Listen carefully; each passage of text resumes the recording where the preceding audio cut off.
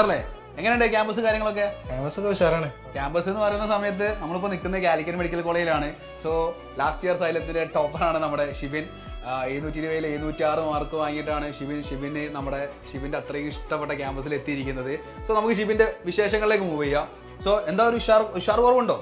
അടിപൊളിയാണ്. സോ ക്യാമ്പസിലേക്ക് പഠിത്തവും കാര്യങ്ങളൊക്കെ എങ്ങനെ പോകുന്നു? പഠിത്തം കാര്യങ്ങളൊക്കെ ചോദിക്കുക ഫസ്റ്റ് ഡേയ്സ് ആണ്. അതുകൊണ്ട് തന്നെ എങ്ങനെയുണ്ട് ക്ലാസ് റൂം കാര്യങ്ങളൊക്കെ? അതായിരിക്കും കുറച്ചുകൂടി രസമല്ലേ ചോദിക്കാൻ? പറ. ക്ലാസ് റൂം വലിയ ലെക്ചർ ഹാളാണ്. വലിയ 50 സ്റ്റുഡൻസ് ഉണ്ടാവുമല്ലോ. രസമാണ് അവിടെ പോയിരിക്കാൻ. പോവാറുണ്ടോ? പോകണം. അറ്റൻഡൻസ് വേണമെന്നുള്ളൊരു വിഷയം ഉണ്ടല്ലേ. സോ ഈ വൈറ്റ് ബോർഡ് സെറിമണി കാര്യങ്ങളൊക്കെ എങ്ങനെ ഉണ്ടായിരുന്നു? ഐ മീൻ വലിയൊരു ഡ്രീമാണ്, ചെറുപ്പം മുതലേ ഉള്ളൊരു ഡ്രീമാണ്. ഈ പണ്ടത്തെ വീഡിയോസിൽ എല്ലാത്തിലും നമ്മോട് സംസാരിച്ച കാര്യമാണ്. ചെറുപ്പം മുതലേ ഉള്ളൊരു ഡ്രീമാണ് എന്ത്, ഡോക്ടർ ആവണം എന്നുള്ളത്.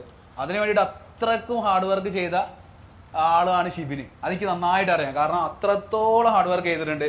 സോ അവൻ ഇന്നിപ്പോൾ എത്തി നിൽക്കുന്നത് നമ്മുടെ കാലിക്കറ്റ് മെഡിക്കൽ കോളേജിലാണ്. സോ കാലിക്കറ്റ് മെഡിക്കൽ കോളേജിന്റെ ലെക്ചർ ഹാളിനെ പറ്റി അവൻ പറഞ്ഞു. 250 സ്റ്റുഡൻസ് ഉൾക്കൊള്ളുന്ന ഒരു ലെക്ചർ ഹാളിലാണ് അവൻ ഇരിക്കുന്നത്. സോ അങ്ങനെ പഠിക്കുന്ന സമയത്ത്, അല്ലെങ്കിൽ അങ്ങനെ ക്ലാസ്സിലേക്ക് വരുന്ന സമയത്ത് എത്രത്തോളം ഫസ്റ്റ് ഡേ നല്ല എക്സൈറ്റഡ് ആയിരിക്കുമല്ലോ. സോ നമ്മുടെ കുറേ സ്റ്റുഡൻസ് ഇവിടെ ഉണ്ട് ഓൾറെഡി. എൻ്റെ ബാച്ച്മേറ്റ്സ് ആളുകളൊക്കെ ഇവിടെ ഉണ്ട്. അവരുടെ കൂടെയാണോ ക്ലാസ്സിലേക്ക് വന്നത്? അവരെല്ലാവരും ഉണ്ടായിരുന്നു. അവരെല്ലാവരും കൂടി ഒരുമിച്ച് ഫസ്റ്റ് ദിവസമൊക്കെ ഭയങ്കര എക്സൈറ്റ്മെന്റ്, ക്ലാസ് ശ്രദ്ധിച്ചിരിക്കണം എന്നൊക്കെ അതിപ്പോ ശ്രദ്ധയില്ല അങ്ങനെ. സോ അപ്പോൾ വളരെ എക്സൈറ്റഡ് ആയിട്ടാണ് ക്ലാസ് റൂമിൽ എത്തിയത്. അത് മാത്രമല്ല, എനിക്ക് ഭയങ്കര പേടിയാണ് ഈ ബ്ലഡും കാര്യങ്ങളൊക്കെ കാണുന്നത്. എനിക്ക് ഇത്തിരി ഭയങ്കര പേടിയും കാര്യങ്ങളൊക്കെ ഉള്ള സാധനമാണ്. അതിൽ എനിക്ക് പേടിയുണ്ടോ? പക്ഷെ ഡോക്ടർ ആവുന്ന ഒരാളെ ചോദിക്കേണ്ട ആവശ്യമില്ല. ശരിക്കും കടാവർ കണ്ടപ്പോൾ ഒരു അർപ്പുണ്ടായിരുന്നു. കടാവർ കണ്ടപ്പോൾ ഒരു സ്മെല്ലും കാര്യങ്ങളൊക്കെ പിന്നെ റെഡിയായി. അതാ ആസ് എ ഡോക്ടർ നമുക്കത് റെഡി ആവണല്ലോ. സോ അതൊക്കെ ആ എക്സ്പീരിയൻസ് എങ്ങനെ ഉണ്ടായിരുന്നു കടാവറിലൊക്കെ? അത് ഫസ്റ്റ് ദിവസം പോയപ്പോൾ തന്നെ ഒരു 5-6 കുട്ടികൾ തലങ്ങി വീണ്. അത് കാണുമ്പോൾ നമുക്കും ടെൻഷനാവും. പിന്നെ ഒരു ഫ്രഷ് ഒരു ബോഡി കൊടുന്ന് വെക്കുക, നമ്മളായിട്ട് ആദ്യമായിട്ട് കട്ട് ചെയ്യൊക്കെ വേണം. അപ്പോൾ ചെറിയ ഇടങ്ങാറുണ്ടായിരുന്നു. പക്ഷെ യൂസ്ഡ് ആയിട്ട് ഡോക്ടർ നമ്മൾ യൂസ്ഡ് ആയിട്ട് അതിപ്പോൾ റെഡിയായി. ഇപ്പോൾ 1-2 ആഴ്ച ആവാനേ ഇപ്പോൾ കുഴപ്പമൊന്നുമില്ല. ഇപ്പോൾ ഓക്കെയാണ്, റെഡിയാണ്. സോ ഹോസ്റ്റൽ ലൈഫ് എങ്ങനെയുണ്ട്? ഹോസ്റ്റൽ ലൈഫ് ഉഷാറാണ്. എന്താ അല്ല, അത്യാവശ്യം കുഴപ്പമില്ലാത്ത വലിയ പ്രശ്നം ഉണ്ടാവില്ല. കാരണം സൈലത്തിൽ ഓൾറെഡി ഹോസ്റ്റലിൽ നിന്ന് ശീലിച്ച ഒരാളായതുകൊണ്ട് ഓൾറെഡി ഇവിടേക്ക് വന്നതുകൊണ്ട് വലിയ പ്രശ്നമോ കാര്യങ്ങളൊന്നും ഇല്ലല്ലോ. യെസ്, ഹോസ്റ്റലിൽ നിന്നില്ലെങ്കിൽ ഇടങ്ങാറിയാണ്. അതെ, ഹോസ്റ്റൽ സെറ്റാണ്. ഡേ സ്കോളറായിട്ട് വർക്ക് ചെയ്തിട്ടുണ്ടെങ്കിൽ ഒരു ബുദ്ധിമുട്ടുണ്ടാവുന്നു. പക്ഷേ ഹോസ്റ്റലിൽ നിന്ന് പഠിക്കുന്നതിനെ കൊണ്ട് തന്നെ, സൈലത്തിന്റെ ഹോസ്റ്റലിൽ നിന്ന് അത്യാവശ്യം അടിപൊളിയായിട്ട് പഠിച്ചത് കൊണ്ട് തന്നെ ഇവർക്ക് ഇവിടെ ഹോസ്റ്റൽ ലൈഫോ കാര്യങ്ങളൊന്നും വലിയ ബുദ്ധിമുട്ടോ കാര്യങ്ങളൊന്നും ആയി ഉണ്ടാവില്ല. സോ എക്സൈറ്റഡ് ആയിട്ട് കോളേജിലെത്തി, നന്നായി പഠിക്കുന്നുണ്ട്. ഇപ്പോൾ ഒരു ഡോക്ടർ നമുക്ക് വേണമെങ്കിൽ വിളിക്കാം, നമ്മുടെ ഡോക്ടർ അല്ലേ, ഡോക്ടർ ഷിബിൻ എന്നുള്ളതിലേക്ക് എനിക്ക് വിളിക്കാൻ വേണ്ടി പറ്റണം. സോ ഇനി അങ്ങോട്ടേക്കുള്ള പ്രിപ്പറേഷനും കാര്യങ്ങളൊക്കെ ഉഷാറാക്കണം, ക്ലാസ്സുകളൊക്കെ പ്രോപ്പറായിട്ട് അറ്റൻഡ് ചെയ്യുക ഒക്കെ ചെയ്യും. എന്നാലും ഞാൻ വെറുതെ ഒരു ഇതിൽ പറയാണ്. അപ്പോൾ ഈ ഒരു ജേണിയിലേക്ക് തുടക്കം തന്നിരിക്കുന്ന സൈലത്ത് എന്നുള്ള നമ്മുടെ സ്റ്റഡി മെറ്റീരിയൽ, സൈലത്തിൻ്റെ ക്ലാസ്സുകൾ, ആ ഒരു എഫക്റ്റ് ഇനി വരാൻ പോകുന്ന കുട്ടികളിലേക്കൊന്ന് ഷിബിനൊന്ന് കൺവേ ചെയ്യണം. കാരണം എന്താ വെച്ചിട്ടുണ്ടെങ്കിൽ ഷിബിൻ എത്രത്തോളം സൈലത്തിൻ്റെ മെറ്റീരിയലും ക്ലാസ്സുകളൊക്കെ പ്രോപ്പറായിട്ട് ഉപയോഗിച്ചിട്ടുണ്ട്, അങ്ങനത്തെ എങ്ങനെയാണ് ഇനി ഇപ്പോൾ മെജോറിറ്റി കുട്ടികൾ ചോദിക്കുന്ന ഒരു വലിയ ഡൗട്ട് എന്ന് പറഞ്ഞിരിക്കുന്നത്, അതായത് അവർക്ക് ഇനി എന്താ ചെയ്യേണ്ടതെന്നുള്ളൊരു കൺഫ്യൂഷൻ ഉണ്ട്. കാരണം ഇപ്പോൾ നവംബർ ആയി, ഇനി ഡിസംബർ, ഇനി 3-4 മാസം കൂടി എന്തുള്ളൂ, എക്സാമിലേക്കുള്ളൂ. സോ ഈ ഒരു സമയത്ത് നമ്മൾ പ്രോപ്പറായിട്ട് എന്താണ് കൺവേ ചെയ്യേണ്ടത്? അതായത് ഇപ്പോൾ മെജോറിറ്റി കുട്ടികൾ കുറേ ടോപ്പിക്സൊക്കെ പഠിച്ച് അവർ ഭയങ്കര കൺഫ്യൂസ്ഡാണ്. എവരിവൺ, ഏകദേശം എല്ലാ കുട്ടികളും ഒരേപോലെ ചോദിക്കുന്ന ഒരു കാര്യമാണ്, ഭയങ്കര കൺഫ്യൂസ്ഡാണ്. നീ അതിലൂടെ കടന്നു പോയാണല്ലോ. സോ നിനക്ക് വ്യക്തമായിട്ട് അവർക്ക് പറഞ്ഞു കൊടുക്കാൻ വേണ്ടി പറ്റും ഇനി എന്താ ചെയ്യേണ്ടതെന്നുള്ളത്. സോ ഈ അതൊന്നും അവരോട് കൺവേ ചെയ്തേ. നമുക്കിപ്പോൾ എന്തായാലും LMRP സ്റ്റാർട്ട് ചെയ്യണ വരെ ടോപ്പിക്സ് ഉള്ളത് മാക്സിമം അതേപോലെ കവർ ചെയ്യാൻ നോക്കുക. എന്തായാലും പെൻഡിങ് എല്ലാവർക്കും വരും. അതെ, ഒരുപാട് പെൻഡിങ് എനിക്കും ഉണ്ട്. അതെ, LMRP ആയപ്പോൾ ഞാൻ തീരൂരാണ് ശരിക്കും ഇവർ കേൾക്കേണ്ടത്. പെൻഡിങ് ഉള്ള കുറേ ആളുകൾ ഇവരെ കൂട്ടത്തിൽ ഇപ്പോഴും ഉണ്ട്. എന്തായാലും വരും. എത്ര നമ്മൾ ഫോളോ അപ്പ് ചെയ്യാൻ നോക്കിയാലും എവിടെയൊക്കെ നമുക്ക് പെൻഡിങ് വരാതെ കൂല. LMRP വന്നപ്പോൾ ഇഷ്ടംപോലെ സമയമുണ്ട്. ഏകദേശം 2-3 മാസത്തിലോളം LMRP തന്നെ ഉണ്ടായിരുന്നു. LMRP എന്ന് പറയുന്ന സമയത്ത് ലാസ്റ്റ് മിനിറ്റ് റിവിഷൻ പ്രോഗ്രാം, അതായത് ലാസ്റ്റ് 3 or 4 months ഉണ്ടാവുന്ന റിവിഷൻ പ്രോഗ്രാമിനാണ് ഈ LMRP എന്നുകൊണ്ട് ഉദ്ദേശിക്കുന്നത് കേട്ടോ. അതുണ്ടായപ്പോൾ തന്നെ പെൻഡിങ് മൊത്തം തീർന്നു. പെൻഡിങ് മൊത്തം LMRPയിലൂടെ ഓവർകം ചെയ്തു.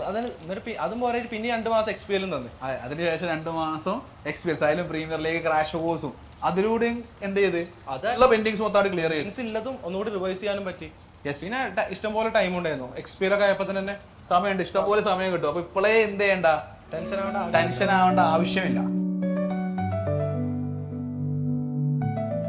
നമ്മുടെ +2 ലൈഫ് കഴിഞ്ഞിട്ട് നേരെ സൈലത്തിലേക്ക് എത്തുന്നുണ്ടല്ലോ. സോ സോ സൈലത്തിലേക്ക് എത്തിയതിന് ശേഷം സൈലത്തിലുള്ള ലൈഫ് പഠിത്തത്തിൻ്റെ കാര്യത്തിലാണെങ്കിലും എൻ്റെ ഒരു ലൈഫ് ബിൽഡ് ചെയ്യുന്ന കാര്യത്തിലാണെങ്കിലും എത്രത്തോളം ഇൻഫ്ലുവൻസ് ചെയ്തിട്ടുണ്ട്? +2 സമയം എന്ന് പറയുമ്പോൾ മറ്റേ കൊറോണ ടൈം ആയതുകൊണ്ട് തന്നെ കൊറോണ ബാച്ച് ആയിരുന്നല്ലേ? ഓക്കെ, ഫോക്കസ് ഏരിയയും കാര്യങ്ങളൊക്കെ ആയതുകൊണ്ടേ ഫസ്റ്റ് പഠിച്ചിരുന്നില്ല. അടിപൊളി. മറ്റേ ലാസ്റ്റ് എക്സാമിന് കയറിയെന്നല്ലാതെ സ്കൂളിലും അല്ലാതെ കയറിയുന്നില്ല. അങ്ങനെയൊക്കെ ആയിട്ട് ജസ്റ്റ് കാഷ്വലായിട്ട് എന്തൊക്കെ സൈലത്തിൻ്റെ മറ്റേ ലൈവൊക്കെ ഉണ്ടായിരുന്നല്ലോ, മാരത്തോൺ ലൈവ്സ്, അങ്ങനത്തെ ലൈവുകൾ മാത്രം കണ്ട് ബോർഡ് എക്സാം പാസ് ചെയ്ത്. ടെക്സ്റ്റ് കൂടി വാങ്ങിയിരുന്നില്ല. അതിന് പാടത്തിന്റെ പേര് കൂടി അറിഞ്ഞിരുന്നില്ല. ജസ്റ്റ് ആ ലൈവ് കണ്ട് പോയി എഴുതി അത്യാവശ്യം മാർക്ക് കിട്ടി, അതവിടെ കഴിഞ്ഞു. പിന്നെ ഈ റിപ്പീറ്റ് ചെയ്തപ്പോഴാണ് റബ്ബേ ഇത് ഇത്ര പഠിക്കാണ്ടെന്ന് മനസ്സിലാവണത്. അതായത് ഓരോ ചാപ്റ്റർ ഇത്രത്തോളം വൈഡ് ആണെന്ന്, ഓരോ ചാപ്റ്റർ ഇത്രത്തോളം പഠിക്കാനുണ്ടെന്ന് ശരിക്കും സൈലത്തിൽ എത്തിയതിന് ശേഷമാണ് മനസ്സിലാകുന്നത്. ചില പാഠങ്ങൾ ആദ്യമായിട്ട് കാണാം, പേര് കൂടി നമ്മൾ ആദ്യമായിട്ട് കാണാം. അങ്ങനെ നല്ല ഇടങ്ങാറായിരുന്നു ഫസ്റ്റ് ഒക്കെ. ഓക്കെ. പിന്നെ സൈലത്തിന്റെ കോച്ചിങ് കൊണ്ട് തന്നെ ഫസ്റ്റ് തന്നെ ഒരു ബേസ് മുതൽ പറഞ്ഞു തന്നെ. ഐ മീൻ നമുക്ക് തുടക്കം മുതൽ വീഡിയോ ആക്സസിന്റെ സപ്പോർട്ടും അതേപോലെ തന്നെ മറ്റേ ഹൈബ്രിഡ് സിസ്റ്റത്തിൽ വളരെ യൂസ്ഫുൾ ആയ ഒരു സാധനമാണ് DPP, അതായത് ഡെയിലി പ്രാക്ടീസ് പ്രോഗ്രാം. ബുക്കില്ലേ, ആ ബുക്ക് എങ്ങനെ ഉണ്ടായിരുന്നു? ബേസാണ് മെയിനായിട്ട്. വലിയ അഡ്വാൻസ് കാര്യങ്ങൾക്ക് ഫസ്റ്റ് തന്നെ പോകാതെ ആദ്യം ബേസ് മുതൽ സ്റ്റാർട്ട് ചെയ്തിട്ട് പിന്നെ അവിടെ എത്തിക്കുക ചെയ്തത്. അതെ, അഡ്വാൻസ് എത്തിക്കുക ചെയ്തു. അല്ലെ ഫസ്റ്റ് തന്നെ അഡ്വാൻസ് തുടങ്ങി എന്തായാലും നമുക്ക് ബുദ്ധിമുട്ടായിരിക്കും. അപ്പോൾ ബേസിൽ നിന്ന് തുടങ്ങി യൂണിറ്റ് മെഷർമെന്റ് ആണെങ്കിലും അത്യാവശ്യം എല്ലാ കാര്യങ്ങളും പറഞ്ഞു അങ്ങനെ തുടങ്ങി അവസാനം അതിന്റെ എല്ലാത്തിലേക്കും പോയിട്ട് നല്ല അടിപൊളി ക്വസ്റ്റ്യൻസും ഹൈ ലെവൽ ക്വസ്റ്റ്യൻസ് ഒക്കെ ചെയ്ത് ആക്കി തരികയാണ് ചെയ്തത്. DPP ഉണ്ടായതുകൊണ്ട് തന്നെ എക്സ്ട്രാ നോട്ട് ഉണ്ടാക്കേണ്ട ആവശ്യമൊന്നും വന്നിട്ടില്ല. അത് തന്നെ പഠിച്ചാൽ മതിയായിരുന്നു. DPP ക്വസ്റ്റ്യൻസ് തന്നെ എല്ലാതും കുറേ ക്വസ്റ്റ്യൻസ് സെയിം മോഡലല്ലേ. എനിക്ക് അതിൽ ഏറ്റവും പറയാനുള്ള ഒരു ഗ്രാവിറ്റേഷൻ്റെ ഒരു ചോദ്യം ഉണ്ട്. സെയിം ക്വസ്റ്റ്യൻ ഓപ്ഷൻ പോലും മാറ്റാതെ എനിക്ക് വന്നിട്ടുണ്ട്. അങ്ങനെ സെയിം ക്വസ്റ്റ്യൻസ് അതേമാതിരത്തെ മോഡൽ വന്നപ്പോൾ തന്നെ ക്വസ്റ്റ്യൻ പേപ്പർ കണ്ടപ്പോൾ തന്നെ സമാധാനമായിരുന്നു, കണ്ട ക്വസ്റ്റ്യൻസ് ആണെന്നുള്ളത്. അങ്ങനെ DPP ഭയങ്കര യൂസ്ഫുൾ ആയിരുന്നു. പിന്നെ അതേപോലെ തന്നെ നമ്മുടെ റിവിഷൻ പ്രോഗ്രാം ആയാലും അടിപൊളിയായിട്ട്. മൈൻഡ് മാപ്പ് എങ്ങനെ ഉണ്ടായിരുന്നു യൂസിങ്?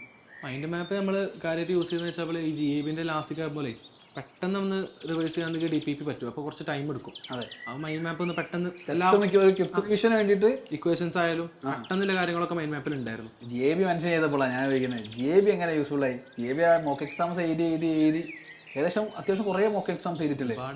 ഒരുപാട് ചെയ്തിട്ടല്ലേ? എങ്ങനെ യൂസ്ഫുൾ ആയിരുന്നു? GAB ഞാൻ മെയിനായിട്ട് നീറ്റിന്റെ പോലെ തന്നെ കണ്ടിരുന്നത്. ആ GAB എക്സാം ഒരിക്കലും മുടക്കിയിട്ടില്ല. Very good. അതൊരു നല്ലൊരു അഭിപ്രായമാണ്. കാരണം എന്താ വെച്ചിട്ടുണ്ടെങ്കിൽ ചില കുട്ടികൾ ഇപ്പോൾ എന്താണെന്ന് പറയുക, ടോപ്പിക്സ് കുറേ പഠിക്കാനുണ്ട്, അതുകൊണ്ട് എനിക്കിന്ന് ഐ ആം നോട്ട് പ്രിപ്പയർഡ് ആയിട്ട് അതുകൊണ്ട് എനിക്കിന്ന് ചെയ്യാൻ കഴിയില്ല എന്നുള്ളൊരു മൈൻഡൊക്കെ ഉണ്ട്. ഇത് ശരിക്കും ഒരു ഷിബിൻ്റെ ഈ ഒരു അഭിപ്രായം അവർ വളരെ ഫോക്കസ്ഡ് ആയിട്ട് ശ്രദ്ധിക്കണം. കാരണം എന്താ വെച്ചിട്ടുണ്ടെങ്കിൽ ഒരൊറ്റ മോക്ക് എക്സാം പോലും നിർത്തരുത്, ഒഴിവാക്കരുത്. അതെന്ന് പറഞ്ഞിരിക്കുന്നത് സാധാ നീറ്റ് എക്സാം നിങ്ങൾ എങ്ങനെയാണോ എഴുതാൻ പോകുന്നത് അതുപോലത്തെ ഒരു എക്സാം ആണെന്ന് റിയലൈസ് ചെയ്താൽ തീരാവുന്ന പ്രശ്നമേ അവർക്കുള്ളൂ. ചിലപ്പോൾ നമ്മൾ ഒരു 50 പാഠത്തിൽ 25 പാഠേ പഠിച്ചിട്ടുണ്ടാവുള്ളൂ. പക്ഷെ ആ എക്സാം എഴുതുമ്പോൾ എല്ലാം ചെയ്യാൻ പറ്റില്ല. നമുക്ക് പറ്റുന്ന പോലെ തന്നെ ചെയ്യാം. കാരണം എക്സാം പഠിച്ചിട്ട് എഴുതാന്നല്ലേ ഒരിക്കലും നടക്കൂല. ഫുള്ളായിട്ട് പഠിച്ചിട്ട് ഒരിക്കലും നമുക്ക് എഴുതാൻ പറ്റില്ല ഒരു എക്സാമോ. അത് നീറ്റായാലും എവിടെയെങ്കിലും നമ്മൾ എന്തെങ്കിലുമൊക്കെ മിക്സ് ചെയ്തിട്ടുണ്ടാവും. മാക്സിമം പറ്റണ പോലെ പഠിച്ച് എക്സാം എഴുതാന്നുള്ളതാണ് ഏറ്റവും നല്ലതാണ്. ഏറ്റവും സപ്പോർട്ടായിട്ട് ഹോസ്റ്റലിൽ ഉണ്ടായിരിക്കുന്ന ഒരാൾ മെൻറ്ററും അതുപോലെ തന്നെ ഈ ക്ലാസ് റൂമുകളിൽ ഏറ്റവും കൂടുതൽ നമുക്ക് സപ്പോർട്ട് ചെയ്യാൻ നിന്നിട്ടുണ്ടാവുക ടീച്ചേഴ്സ് ആയിരിക്കും. സൈലത്തിൻ്റെ ഹൈബ്രിഡ് മോഡലിൽ നിന്ന് പഠിച്ച ഷിബിന് ഈ മെൻറ്ററിൻ്റെയും അതേപോലെ ടീച്ചറിൻ്റെയും സപ്പോർട്ട് എത്രത്തോളം ഇൻഫ്ലുവൻസ് ചെയ്തിട്ടുണ്ട്?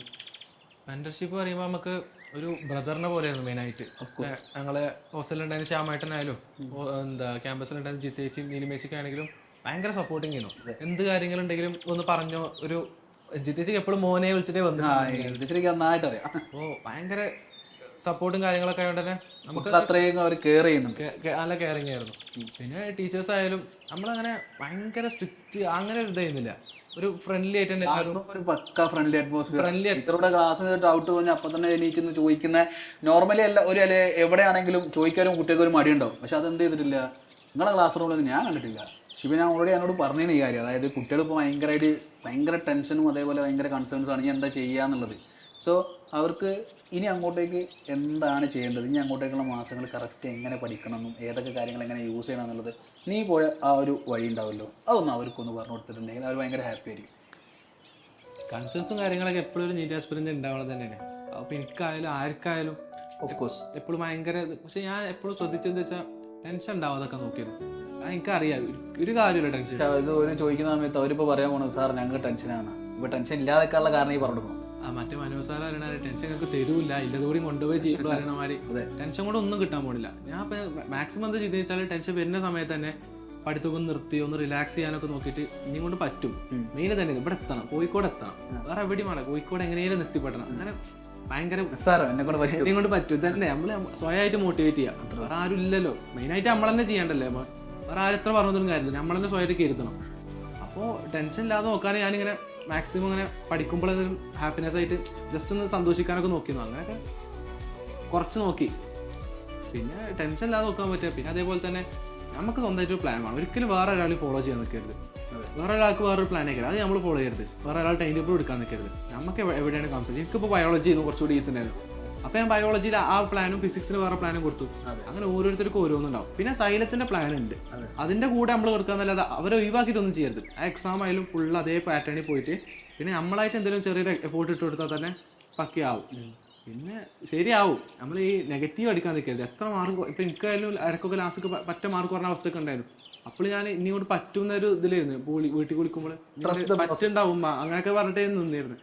നമ്മൾ ഒരിക്കലും നെഗറ്റീവ് അടിച്ചാൽ പിന്നെ അങ്ങനെ എന്തായാലും എക്സാം നമ്മൾ എഴുതണം. അപ്പൊ എക്സാം എഴുതണമെങ്കിൽ നെഗറ്റീവ് അടിച്ചിട്ട് ചെയ്താൽ പിന്നെ നല്ലേക്കും എഴുതാം. അപ്പൊ അല്ലാതെ എക്സാം എഴുതുമ്പോൾ ഇതിന്റെ പരമാവധി ഞാൻ കൊടുക്കുന്നില്ല. പിന്നെ എക്സാം എഴുതി കഴിഞ്ഞാൽ പിന്നെ എന്താ ചെയ്യിക്കോട്ടെ. അപ്പോൾ ഷിബിൻ പറഞ്ഞാൽ നിങ്ങൾ കേട്ടല്ലോ, trust the process, believe the process. നിങ്ങൾ അതിനെ വിശ്വസിച്ച് മുന്നോട്ടേക്ക് നീങ്ങുക.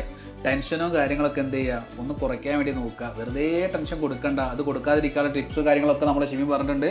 സോ നിങ്ങൾ എക്സാം അടിപൊളിയായിട്ട് എഴുതണം. അതിന് വേണ്ടിയിട്ട് ഷിബിൻ്റെ ഭാഗത്തുനിന്ന് എല്ലാ സപ്പോർട്ടും ടിപ്സും കാര്യങ്ങളായിട്ട് ഷിബിൻ ഇനിയും വേണമെങ്കിൽ നിങ്ങൾക്കത് പറഞ്ഞു തരികയൊക്കെ ചെയ്യും. സോ ഇനി ഷിബിന് ഇവിടെ എന്താവട്ടെ, ഇനി അങ്ങോട്ടേക്കുള്ള ഫ്യൂച്ചറും എക്സാംസും കാര്യങ്ങളൊക്കെ ഉഷാറാവട്ടെ. നമുക്കൊരു നല്ല ഡോക്ടറായിട്ട് ഡോക്ടർ ഷിബിൻ ആയി വരട്ടെ. All the best man, all the best. Thank you all. By.